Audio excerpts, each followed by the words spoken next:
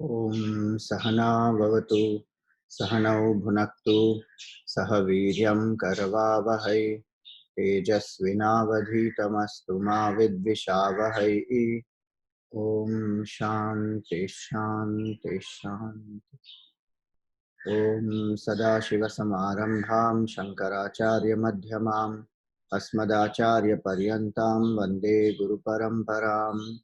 श्रुतिस्मृतिपुराणानाम् आलयं करुणालयं नमामि भगवत्पादं शङ्करं लोकशङ्करं शङ्करं शङ्कराचार्यं केशवं बादरायणं सूत्रभाष्यकृतौ वन्दे भगवन्तौ पुनः पुनः समस्तजनकल्याणे निरतं करुणामयं नमामि चिन्मयं देवं सद्गुरुं ब्रह्मविद्वरम् सर्ववेदांत सिद्धांत गोचरं तमगोचरं गोविंदं परमानंदं सद्गुरुं प्रणतोस्म्यहम्. Hari Om. Salutations to all. So we are seeing the section of action, thoughts and vasanas and how these need to be renounced. In that context, we have seen that the earlier section was about the ego. These are the three which sustain the ego, which strengthen the ego. And so here we are seeing in this particular section that how one has to renounce these three. By actions, we mean selfish actions. The thoughts is worrying, the thoughts caused by these vasanas, which push us to action. So these three need to be renounced. In that, the first point which was discussed was that when we are trying to overpower this enemy, not a single moment of rest must be given to the ego to ruminate over sense objects, because that is like sprinkling water, that tree will revive again. So through Vishaya Chintan, the ego revives, becomes stronger. And hence either we remember the Lord or come to Sakshi Bhav, or any other support or substitute should be taken to ensure that we don't brood. This brooding will cause the downfall. So that one part we saw. Then the other part we also saw was about the action, the verse 313, where selfish actions strengthen the vasanas and vasanas further cause selfish action. So this cycle does not end. Vasana वृद्धिता कार्यम कार्य वृद्ध्या च वासना वर्धते सर्वथा पुंसा samsaro na nivartate. This samsara uh, doesn't end, because this vasanas will increase the selfish work. Selfish work will further strengthen vasana. So what type of work should be done to ensure that the existing vasanas get exhausted and no new vasana is added? So how is the vasana created? Vasana is created when we have selfish motive, ego and egocentric desire. Action done with ego and egocentric desire will strengthen the vasana. Which type of vasana? The vasana of selfishness. So now how to ensure, because the cycle of life is that vasana causes desire, causes thoughts, causes action, causes result further strengthens the vasana. So this cycle goes on, it's a vicious cycle. Hence the motive is a very important aspect. The cycle is broken at every step actually. That we have seen earlier, that when we have prasada buddhi, then the result to vasana, that chain is broken. When we learn to accept the results as they come and we don't brood over the result, don't get extremely elated, don't get depressed. When we learn to accept with equanimity, then from the result to vasana, that chain is cut. Action to result, the chain is cut by enjoying the very action itself and not doing it only for the sake of result. Yes, result one expects, keeps in mind, works hard, but one enjoys the process. Bhagavan says in the Gita, Tato Yuddhaya Yujyasva. Arjun, what should you do? Do work for the sake of work. Result will be a bonus. So action to result, it is cut there. Thought to action, by sticking to what is the what is dharma, only entertain those thoughts which are dharmic, which are my duty. Niyatam kuru karmatvam, the Lord said in the Gita. So eliminate the other thoughts. What is not my duty, what is prohibited, what is selfish, transform that into selfless. And stick to obligatory duty, daily duty and occasional duty. And dedicate it to the Lord, Bhagavan. That sense of dedication is what transforms the selfishness. Same way, desire to thought goes by holding on to dharmic desires. So thought to action goes by changing the intention to selflessness. Desire to thought goes by holding on to only dharmic desires and not allowing the prohibited desires and transforming the selfish ones to selfless ones by the yajna bhavana. So the desire to thought will go by the yajna bhavana.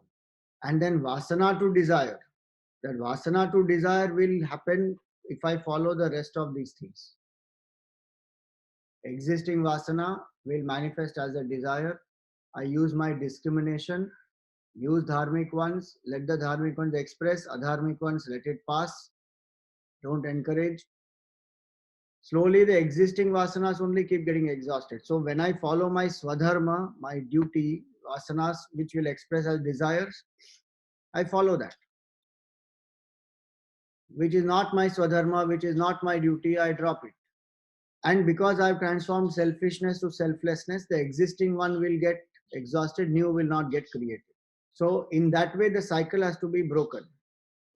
That's the whole cycle. In this context specifically, it is the connection between the action and the vasana, and hence selfish action. So here it is about how to ensure that we don't strengthen these selfish vasanas, because selfish vasana will lead to selfish action. Selfish action will strengthen selfish vasana. So the attitude of dedication, yajna spirit, working together, that is the karma yoga method.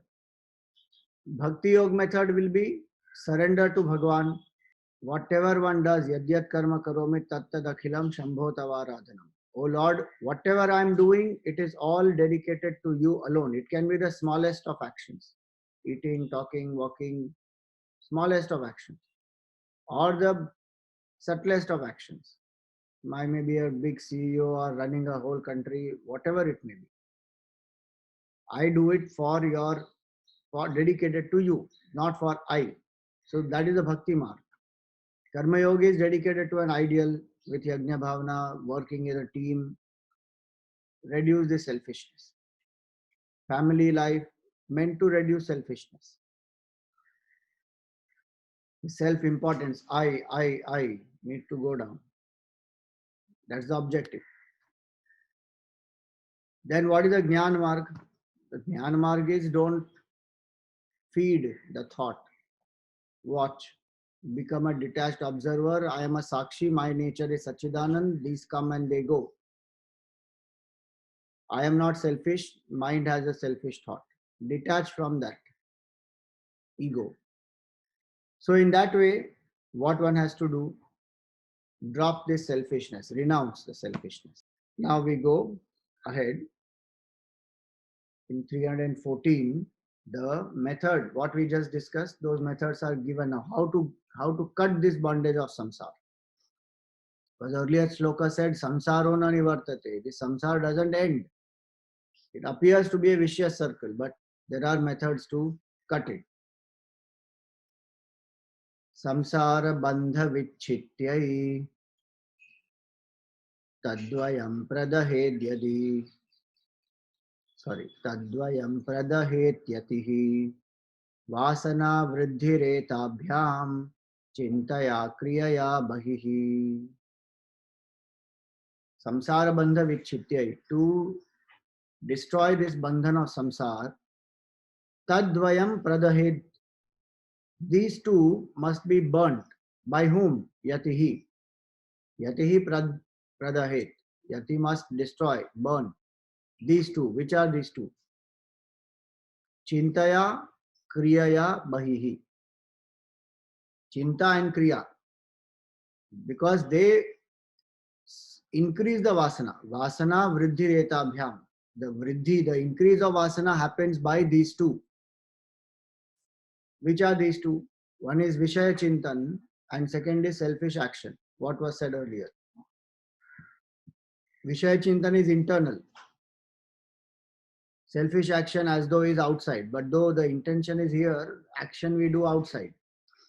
So he says both these one should drop. Remember the goal is this. What is the goal? The goal is I want to realize the self. I want to get out of this ignorance. And through that because of that ignorance, the cycle of bondage, which is birth and death. So for that, these two are very important because these two sustain the ego and don't allow the contemplation to happen steadily. To the extent my mind is having Vishaya Vasana, to that extent the contemplation on the truth cannot happen. And to the extent I have selfishness, the mind will be extroverted only. So purity of mind means both these. Vishaya Chintan is not there. If some Vishaya is there in front, one has to enjoy. For that moment, one may enjoy, but no craving for it, no brooding over it. Before the sense object which one gets, one is not imagining pleasure and craving for it. While enjoying, one is not uh, getting attached to it. And after enjoyment is over, one is not again recalling. So you see that memory is that very big culprit. When we eat anything or enjoy anything in the present moment, so when we eat or enjoy anything in the present moment, what happens to us? It leaves an impression in us. So the craving starts. The craving and the brooding, they will go together. That's a play of memory. So when we say man, buddhi, chitta, ahankar, in that the chitta plays a big role. One is the functional data it provides to us for decision making, that I have learned many things through experience and that helps me to decide. So that is chitta. One part of chitta does that. But the psychological memory is that which creates brooding. It can be in anything. It can be somebody praised me. Now I remember that praise, recall that praise, and I'm brooding over it. I feel elated. Some way, somebody criticizes. That person told and went. And for years together, sometimes I carry it in the head and I brood over it. So these things sustain the ego. So chinta does not mean only, the word chinta here should not be taken as worry. Chinta here is that Vishaya Chintan, memory, psychological memory, brooding. The word is brooding. It can be brooding on sense pleasure, it can be brooding on certain comments, certain experiences, people, situations, anything. So internally, when I'm brooding, that's why Gurudev used to give a nice quote. He said, think, don't brood. To think is to use the mind, to brood is to abuse it. Our mind is given to us to think, not to brood. Think objectively, think with vivek, discrimination. Think what will this lead me to my goal of realization or will this take me away from the goal? So thinking is fine. If I'm planning something, achieving something, and I've dedicated it to the higher purpose, all that is thinking, no problem. But one sits and broods. So he says this chinta will strengthen this vasana. Just like the vasana pressure is there, that vasana pressure will manifest as a desire which will make me think, act, and which strengthens the vasana. This brooding also strengthens the vasana. It may be a weak vasana, but it will become very strong by brooding. So both affect each other. Vasana pressure makes us think in a certain way, and when I brood in a certain way, that will again strengthen the vasana.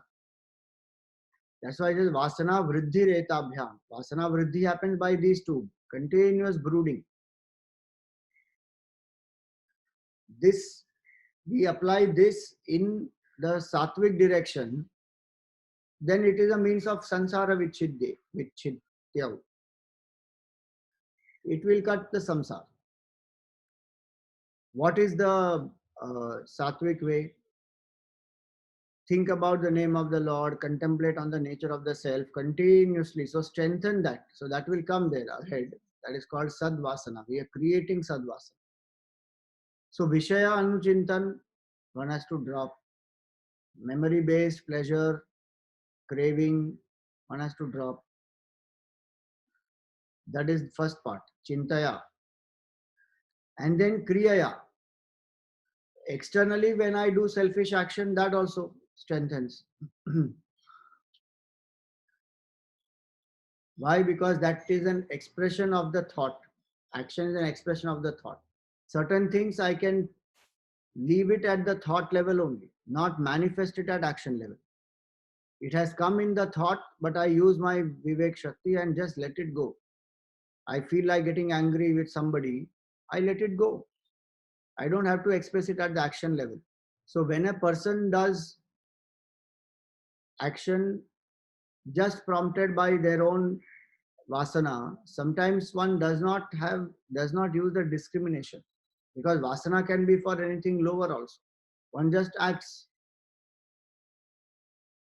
Here it is says no, discriminate, think, certain action should not even happen. So when we learn to understand that part, what is appropriate, what is not appropriate, I control it, then at least in action level it is not manifesting. It has come in thought level. The thought level will go. When I understand this is not conducive to my path, this is conducive to my path. See, all these what we are learning can be applied in our daily life. This is not very high level Vedanta. We are not saying about illusion right now. We are talking at dharma, adharma, vivek level. And this book is Vivek Chudamani. So if this much vivek we cannot do, then what will happen? Brahman and realization of the self is very far away. It's impossible. This basic vivek has to happen. That what is selfish, what is selfless, I should know clearly. What will strengthen my body identification and ego, that I should know clearly. What will weaken it, that I should know clearly, and then choose according to that. What type of food, what type of people, what type of thoughts, what type of literature, so many things, what we have seen earlier, no? Once 10 aspects which I should change into sattvic, then my life becomes sattvic. Those things I have to be very alert about. Otherwise, that action will keep happening at the external level, contrary to my goal. It will take me away. Hence, he says that chintaya kriyaya bahihi. Actions which I do at the external level is a manifestation of internal thought. So at the external level, I should control first, then internal level I can control. At internal level, if I get more strength to control, externally anyway it will automatically get controlled. So though it is appearing as two, they are actually one only. Thought is manifesting as action. If I control thought, action gets controlled. But many times we are not able to control a thought. It is easier to control the action. A thought of anger, I'm not able to control. It just comes. But externally, I can control. I can stop that. Same way, selfish thought. All the time thinking how much I got, what did I benefit, what people are talking about me. Those things I am not able to prevent because there's a vasana pressure that is manifesting as thought. But this thought I have Purushartha at the thought level. Vasana is unmanifest. I don't have Purushartha capability to control the Vasana itself directly. I can control the expression of it by not brooding over it. But Vasana manifesting as a desire, in that I don't have any control. It will manifest as a desire. From manifest state onwards, I have control. Unmanifest, what is the Vasana when I don't know? How will I change it? So Vasana to desire, I don't have any control. It will just manifest. Once it manifests, I can use discrimination. Is it my Swadharma, not my Swadharma? Will it lead me to the goal, not lead me to the goal? Then I can brood over it and fall. Or I can say, yes, objectively go about it. Or I can reject it. So desire, thought, I have control from there onwards. That is Purushartha. So once I do the Purushartha, action level gets controlled. So that's where it is. He says that Vasana Vridhireta Abhyam Chintaya Kriyaya Bahihi Tadvayam Pradahed. Burn it. Dah means to burn. Pradah means to burn completely, destroy it, make it ashes so that it will not rise again. Meaning selfish actions, brooding over sense pleasures, both these I must destroy. Selfishness, motive, basic motive is selfishness. And how will selfishness go? Only at the altar of higher love, selfishness goes. When a parent loves the child, parent is able to dedicate and do actions for the child, for the welfare of the child, growth of the child, go through so much of sacrifice. Where one forgets I because it's the child. People who love the country, those who love a particular field, suppose music, sports, they are able to sacrifice so much of comforts, everything because they love that. So the idea here is that when I love something more than myself, I have to identify that. There are so many things which are greater than me, the individual. And I should identify what is that which is close to my heart, where I can lose myself, I can forget myself, I uh, find the joy in engaging with it. The highest being Bhagwan. For the devotee, Bhagwan is not some abstract person sitting up there. Bhagwan is in our own heart. The enlivener of the BMI is the Lord, and the enlivener of the whole world is Bhagwan. And the devotee has made connection with the Lord through some means, either a form or a name or formless absolute, formless pointers, anything, nature. But the attitude is that I am worshipping the divine, I am surrendering to the Lord. Whatever I am doing is for the sake of Bhagwan. He put me here. I am taking care of this body, mind, intellect for His work. This bhavana one can always have. There is nothing impractical about this. So when we come to a sense of dedication, what is my altar of dedication? That is one simple question. To what is my action dedicated? Even the simplest of acts. I get up in the morning, take bath, get ready, do my duties. For what? For myself, or for my family, or for my country, or for the Lord, for whom? And if I say no, it is for my evolution. What is the meaning of that evolution? The meaning of evolution is my selfishness reduces. So if I ask the question that if it is for my evolution, is it not selfish? No, it is not selfish, because evolution means getting out of selfishness. And that means I dedicate it to a higher purpose. My evolution automatically happens. And we are using the word my evolution because of language. Otherwise, how to explain? The more I evolve, the lesser is self-importance. More is compassion, love, oneness, identification, service, all that. That is evolution. Where I-ness and my-ness reduces. So it is not about I, thinking of I and increasing my ego. It is reducing. Moksha is not selfish. Moksha is the most selfless act. Because I'm giving up the ego completely. and identifying with one absolute truth which is all pervasive. Hence, here he says this, Pradhe, burn it up. How to burn it? Identify an altar of dedication. Now, beauty here is that the altar of dedication can be something which is all the time present. If I find such an altar, then most of my actions and thoughts will be selfless, dedicated to that altar. What does that mean? So, for example, suppose we say I'm doing whatever I do is for the sake of the family. I want nothing out of it. I genuinely love my family. It is for the family. Full day, whatever I do is for the family.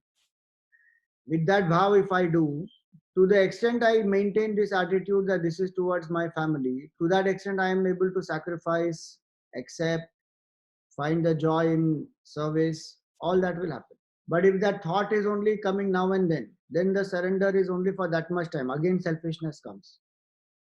Suppose I say I am doing it for, I love music, I am in the field of music. So, to the extent I am in the field of music, and I do it genuinely because I love music, not because through music I want to become popular, then again selfishness has come. But if I say no, music, I lose myself in music completely. For me, that becomes a sadhana. Suppose I'm in that field for 20 minutes or 2 hours or 4 hours. To that extent, selfishness is gone down. When I come out of that field, again selfishness will rise. So I need an altar. Longer the duration of the altar, greater is the selflessness I can experience. And please remember, this comes only by conscious alertness. It does not come just like that. I may love something, but that loving something does not necessarily mean I will be selfless only. I can love something selfishly also, where I am using that for my ego, where that is not more important, I is more important. But when I love something with selflessness and dedication, that is more important than I. Same way in love, true love between people, the beloved is more important than I. That is true love. That is the love which will reduce the selfishness. So I need to find an altar which will consciously engage my uh, ego to reduce. Where I find the altar of dedication, I let go of the ego. So the longest will be Bhagwan. 24 hours will only be Bhagwan. Rest of it all will be there for a long duration. But again, and most important is, when I surrender to Bhagwan, my sense of limitation goes away completely. Because the Lord is in my own heart and He is already infinite. In every other thing, the sense of finitude does not completely go away. There will be some boundary, there will be some limitation. Like music, one can lose oneself in music so that no I thoughts will come, no thoughts of ego will rise. But what happens, as we discussed earlier, when one comes out of that state,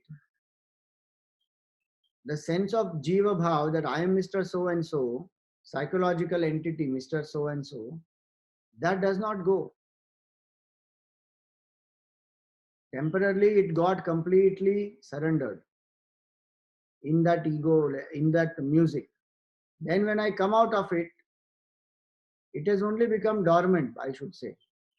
It will again rise with the same force as it was earlier. So the ego again rises. But with Bhagavan, what happens? Every time one does contemplation, meditation, some sadhana, no doubt one comes into that state. As long as one is in that state, one is very happy. The moment one comes out of that state, if one is not carrying forth that attitude, then again the ego rises. But every day when one consistently is doing things dedicated to the Lord, a day comes when the Lord takes away the entire ego. That's the example of the gopis. Bhagavan stealing the clothes of the gopis means that every day the sadhak goes into the puja room, leaving all the panchakoshas, the 5 layers of our personality, goes into the puja room, remembers Bhagavan, is one with the Lord. Then one comes out of it, again wears all the 5 layers, again lives as a jiva. Then the Lord says, enough now, you have done all this, got purified. Now the time has come for you to let go of the 5 koshas. In the sense, let go of the identification. One takes it away. Bhagwan takes it away because Bhagwan is a sentient force. So the idea here is that when we are able to do work finding such an altar which is there throughout, and the difference between other fields and the Lord is that Bhagwan is sentient, conscious, infinite entity. The rest are a field which can engage me for some time, but which cannot destroy my sense of limitation, which can engage my ego in a surrendered state. But after some time, again, it will come back. Here it is that it goes away. And hence it is that one should identify such an altar, whatever that altar can be. If I say that no, right now God and all that altar is not very easy, difficult, fine. Family, field, country, culture, anybody, any field, any such thing is fine, which will completely make me forget myself. That has to be done. Then pradahit, that is called burning to ashes. And which means that I should not continue Vishaya Chintan, because then again it will rise. And I should not encourage selfishness. If I don't encourage these two, and I find an altar of dedication and I surrender, then that is a method to burn, to destroy. Pradahit. Now continuing that further. Tabhyam pravardhamanasa sute samsrutimatmanah त्रयाणां चक्षयोपायः सर्वावस्थासु सर्वदा सर्वत्र सर्वतः सर्व ब्रह्ममात्रावलोकनैः सद्भाववासना दार्ढ्यात् तत्रयं लयमश्नुते ताभ्यां प्रवर्धमाना सा by uh, strengthened by these two pravardhamana sa, this transmigrate this sa sute samsrutim atmanah, these vasanas are strengthened by these two selfish actions and brooding over sense objects. The vasana which is strengthened by these two sute samsrutim, that will produce samsara atmanah for the individual. So the individual goes through cycle of birth and death because of vasanas. Vasanas are strengthened by these two. Trayanam cha kshayopayaha. How to destroy these three? And when? Sarvavasthasu sarvada. Under all circumstances. Sarvavasthasu. Sarvada, at all times. Sarvatra, everywhere. Sarvata, from all directions. Sarva. Brahma matra avalokanaihi. The solution is this: to see Brahman everywhere, at all times, in all ways. Sadbhava Vasana Dardhyat. This will strengthen the Sadbhava Vasana. This will strengthen the Brahma Vasana. The ego Vasana will go, Brahma Vasana will get strengthened. Why? What we discussed in the language of devotion, that I dedicate everything to Bhagwan, here it is Brahman. That all this is an appearance of Brahman. So why brood over anything? So when we think of more and more about Brahman, the true self, the nature of Brahman, the Vishaya Chintan will go, selfishness will go, Vasana pressure will also go. All the three can be removed by Brahma Chintan. And that Brahma Chintan will do what? It will strengthen Sadbhava Vasana. Sadbhava Vasana Dardhyat Tatrayam Layam Ashnute. And these will be eliminated. Now here please remember the word Laya is not in the sense of temporary unmanifestation, temporary dormancy. This is destruction only, annihilation. Because Brahma Chintan will bring about the Sadvasana. Sadvasana will destroy all the Asadvasanas, and finally that also will disappear. Brahman alone will remain. So it is annihilation. Gurudev has also translated it as annihilated. Otherwise, laya means going into unmanifest state, like how it happens in deep sleep. Manolaya happens. Mind becomes temporarily quiet. Or in japa or puja or pranayam. For some time, the mind has become silent. Again, it rises because from laya state, it has become dormant. Again, it will manifest. But nasha is what was said earlier, na pradahet, burnt. Then that will not rise again. So that is what is meant here. The word laya is to mean that it will be destroyed. The three will get destroyed. How? Chintan. Brahma Chintan at all times. One may say, how can I do Brahma Chintan at all times? I have to do so many other things in the world. Do we do Chintan that I am a man or a woman throughout the day? No. We know we are a man or a woman deep inside. Intuitively, we understand it. And all my decisions throughout the day are based on that bhav that I am a man or a woman. Now and then consciously I may become aware of it. That is a different matter. But it is not that I'm sitting and thinking all the time, I'm a man, I'm a man, I'm a man. No. So it's not that type of a thinking. It is a bhav. Brahma bhav it is. Sarvatra Brahma avalokane. Oh, avalokane. So to have the attitude that I am Brahman, I am not this ego, when one has done proper sadhana of study, reflection, now contemplation, then that attitude remains that I am Brahman. And all this also is Brahman. This ego is a fictitious entity. It is a myth. So the whole day one will do the work as the jiva has to do through the duties, whatever has to be done. But deep inside, one maintains the bhav, I am Brahman. Suppose we find that difficult to maintain that identity, then what should be my next best identity? I am a sadhak or I am a devotee. Sadhak is a devotee actually, but I am saying devotee only from the sense of standpoint of devotion, path of devotion. Somebody who is following the path of devotion says, I am a devotee of the Lord 24 hours, 24 by 7, 365 days.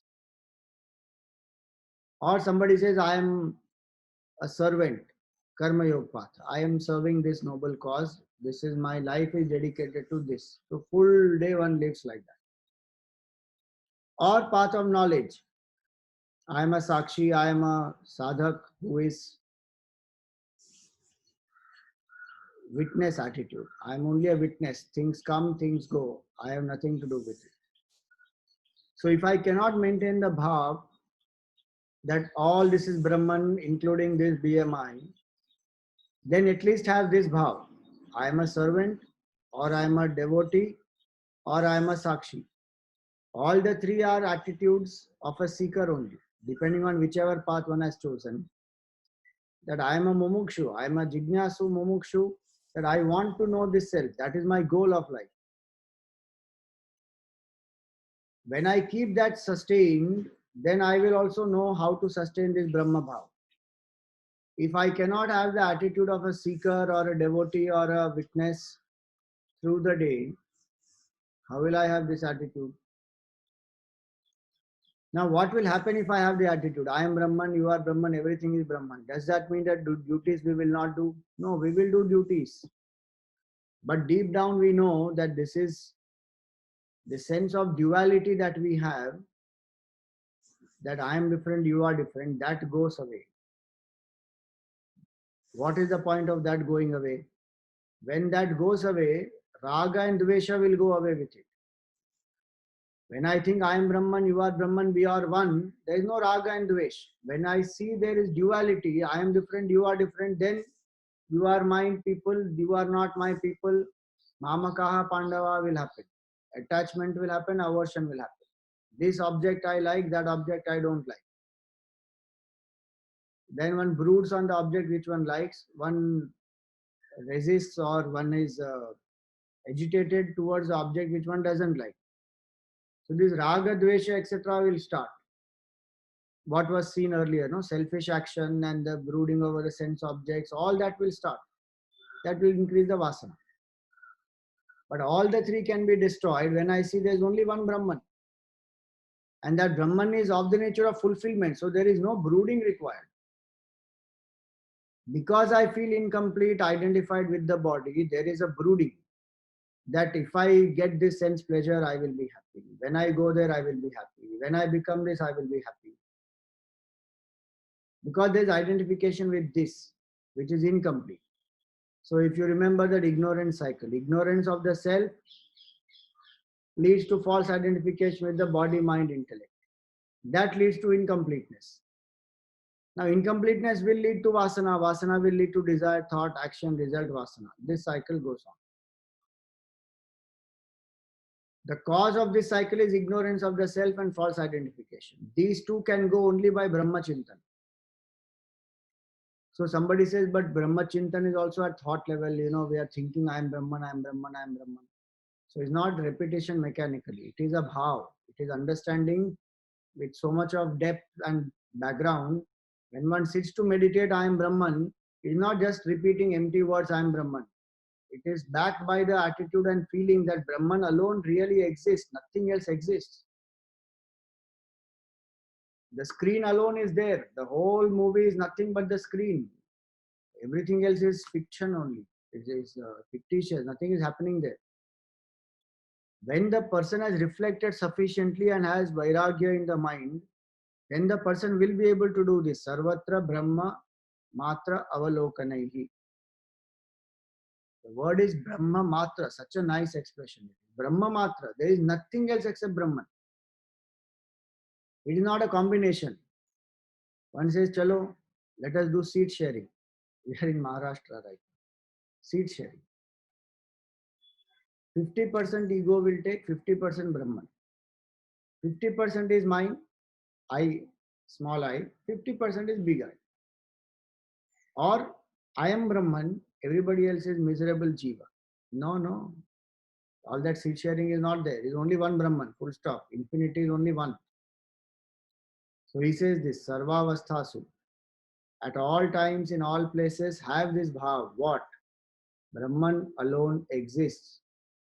No, this is very high standpoint. No problem. Come to one standpoint below then. I am a seeker, or I am a seeker. And which path I am following? So depending on the path, I am a devotee, I am a servant, and I am a sakshi. Any one. Can we do combination at different times? Happily do. Suppose I find sakshi bhav very difficult. At that point in time, I say I am a devotee of the Lord. I remember Bhagavan. At other times when I am serving, I may say I am a servant. What best can I do for you? I can do a mixture, but the basic attitude is I am a seeker. So, and this is not something new we are trying. We are only substituting. Please remember. If I don't have these three attitudes, it is not that through the day I am not having any other attitude. No, I am having the attitude I am Mr. So and so, the jiva, the ego. That is lasting through the day whenever I am in the waking state. Full day it is there. So only three options. Either live full day as the ego, or live full day as a seeker, or live full day as Brahman. The first one is cause of samsara, samsritim atmanaha. Because that ego will brood, ego will have selfish actions, ego will increase the vasana. Samsriti. The only other two options are live as a seeker throughout the day, so that my responses will be as a seeker should respond, which will reduce my ego, which will reduce the vasana and the brooding and then the selfish actions. And when that has happened, then come to I am Brahman, full time, where the understanding of I is not this small I, is the big I. That alone exists, Brahma Matra Avalokanaihi. And when it should be done? Sarvatra, at all places. Sarvada, at all times. Sarvata, in all ways. So when this is understood well, ego has to go then, because Brahma Chintan is the ultimate solution. To remove that ignorance and false identification, that is the ultimate solution. If I am not ready for that, then I have to prepare myself for that. But that is the solution. Brahma Matra Avalokanaihi Sadbhava Vasana Dadhyam. The bhav that I am Brahman, that will become so strong that I am the Jiva will become weak. I am incomplete will become weak. I need that pleasure will become weak. All of that will become weak.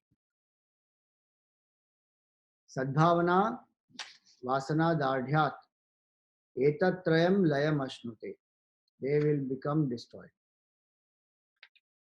Then what will happen to that Vasana? That Vasana will dissolve by itself, because it's not a Vasana for an object.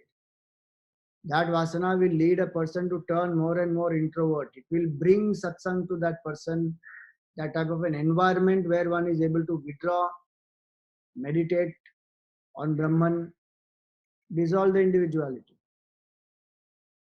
Like when we say, I want to sleep, I want to sleep, I want to sleep. Using that thought, I want to sleep, all other thoughts are gone. Then what happens to that one thought? Do I have to consciously give it up? No. Sleep, I am invoking sleep. When sleep is invoked and I feel sleepy, then the thought I want to sleep also goes. Completely there is only sleep. No thought. One is in the state of sleep. Same way here. So the Vishaya Vasana, the Ahankar Vasana, the ego, selfishness, brooding, those all will become weak with this attitude, I am Brahman. Then what will happen to I am Brahman? In steady contemplation, one comes to the state of Brahman, I am Brahman, thought also vanishes, disappears. But if it has to disappear, then why to even take it now? That is the problem. Because if I don't take it, Vishaya Vasana and Vishaya Chintan is anyway going on. Jiva Bhav is still there, I am Mr. So and so. So it is not that that is not existing. It is already existing. That has to change with this Brahma Bhav. So Vishaya Vasana goes by Brahma Vasana dissolves by itself. So that's the sequence. That is, he continues that ahead here. Kriya nasho bhavet chinta nasho smadvasana kshayaha vasana prakshayo mokshaha sajivan muktirishyate. Kriya nashe bhavet chinta nashaha. By destroying selfish actions, I destroy selfish thoughts. Kriya nashe bhave chinta nasha. Asmad vasana kshayaha. And through that, the destruction of the vasana.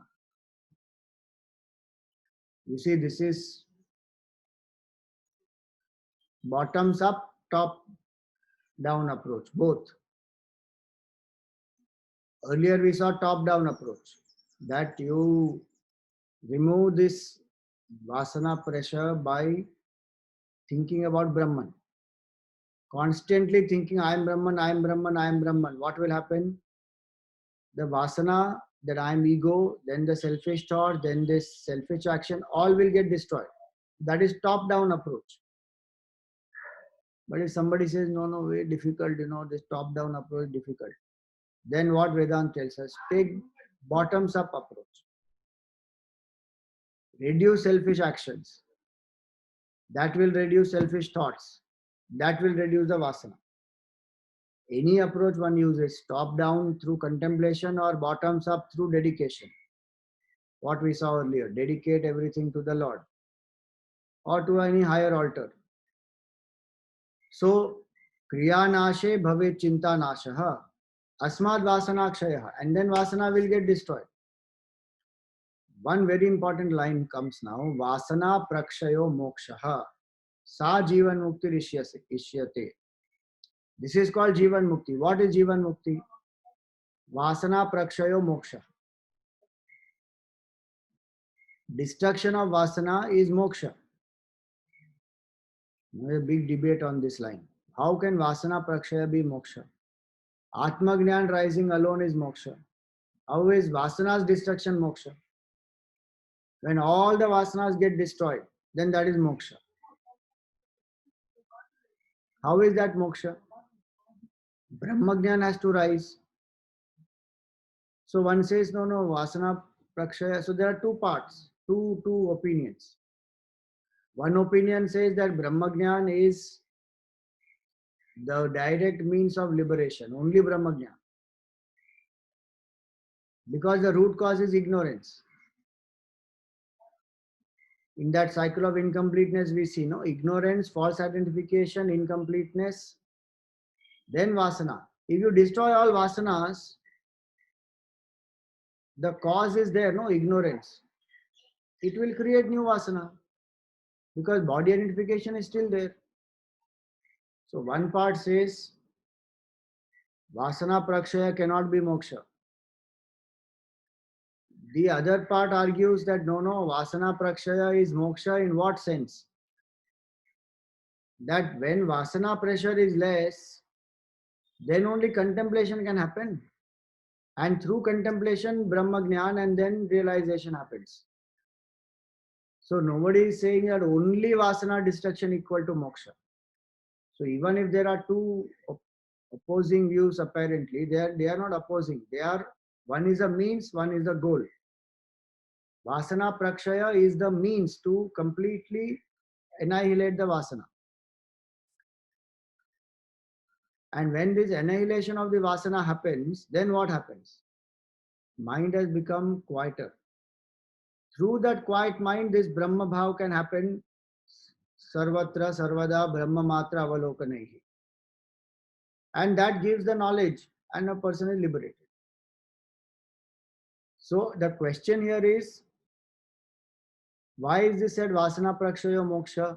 It is not said just to say that if you destroy Vasana, you will get moksha. It is to emphasize that till Vasanas are there, steady contemplation cannot happen. Hence, as a Vedantic student, don't say everything is an illusion and just behave as one wants. Many people do that. Anyway, all this is an illusion. Why so much of kitch pitch? So much we have to remember and be alert and then dedicate and then contemplate. Why all this? Anyway, it is an illusion. The point is that is experienced only in the head here, not here. Everything is an illusion, has to be felt here, in the heart. And the heart is full of vasanas. How will I feel everything is an illusion? I may say in Vedanta class everything is illusion, but when I go out, everything is real. One gulab jambu has to come in the front and I cannot resist temptation. What is it? It is an illusion. I can negate it. No, an illusion, nothing is there. But no, at that time all false Vedanta will come. This has still relative reality, Swamiji. And my eating the gulab jambu also is illusion. Joy is also illusion. So why not eat it? All justification. So the idea is to make a person understand that look, be very, very cautious. Selfish actions, selfish brooding, selfish vasana, jiva bhava vasana, they all are cause of bondage. If I remove vasana pressure by alertness, by dedication, by contemplation, then what will happen? Then only I am ready to experience that supreme state. Otherwise, I am not ready. I will just talk anything off the top of my head, but my life will be completely in another direction. Hence, vasana prakshayo moksha means vasana pressure reduce, destroy it. Then no desire, no thought, no action. Meaning no selfish desire, no selfish thoughts, no selfish actions. That mind is much quieter. That mind can contemplate for a long time, and that mind can sustain Brahma Bhav also for a long time. That all this is Brahman. Even while living in the world, doing the work. That person comes to contemplate steadily, realize Brahman, that is Jivan Mukti. While living, one is liberated. Not after death. This Jivan Mukti is Vilakshana. It is there only in Vedanta, Advaita Vedanta, not anywhere else. Everywhere else is moksha is after death only. This is Jivan Mukti Rishyate. Is only in Vedanta one says Jivan Mukti is here and now by removing this false identification and ignorance. So for today we will stop here.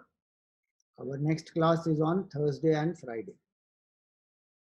Any questions in today's session? Yes, Swamiji. When you say you dedicate an action to the Lord, are you dedicating it to your own conscience? Because I think, at least in my case, my conscience keeps telling me, um, I don't know how to put this actually. Conscience is the expression of the Lord through the pure intellect, which will only guide me saying this is right, this is wrong. Conscience is a means to discrimination. So through the purified buddhi, the Lord is expressing, saying, guiding me right or wrong. But conscience is not 100% Bhagavan. As I said, it's a reflection of the Lord, so it is a guidance and it's the inner voice which will tell me what is right, what is wrong. But my understanding of the Lord has to be clear that it is the Lord who is the creator, sustainer, destroyer of the universe. It is the Lord who is infinite reality, Brahman, and that Lord alone pervades everything. And my actions are dedicated to that Lord who is pervading everything outside, who is enlivening me from inside, and who is also the voice of conscience. So the bhav of infinity, when I can keep in my mind, then that is called dedicating my action to the Lord. Okay, thank you. Om Purnamada Purnamidam Purnat Purnamudachyate Purnasya Purnamadaya Purnameva Vashishyate. Om Shanti Shanti Shanti. Hari Om Shri Gurubhyo Namaha.